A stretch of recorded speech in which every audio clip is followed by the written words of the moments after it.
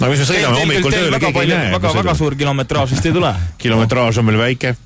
Meie auto on kogu aeg puhas ja korras, ei kulu.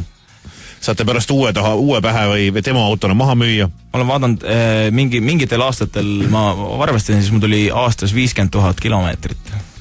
See on palju, jah? See on päris palju, see on selline korralik rekkamehe kilometraaž põhimõtteliselt.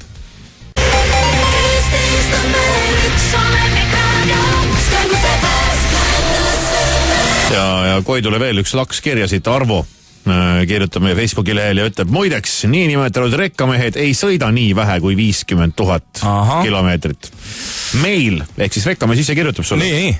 Meil tuleb aastas 140 kuni 180 000 kilomeetrit. Oi, see on tõsine. Sa kujutad ette või? Seda ma ei ausalt ei kujuta. Mingi 150 000 kilomeetrit aastas. Aga tegelikult vaata, see aeg, me ka praegu istume. Tema istub oma kontoris, tema istub rooli taga ja lihtsalt kontor liigub lihtsalt samal ajal. Mõnes mõttes mulle see rekkamehe amet nagu isegi meeldiks.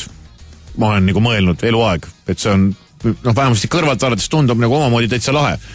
Et sa kujundad sinna oma kabiini, oma maailma ja käid ja veered, kuigi ma kujutan ette, et ei nüüd veereda 150 000 kilomeetrit aastas ilmselt ei ole enam nii lõbus, kui kõrvalt vaadates võib tunduda. Aga sellised lood. Eks meil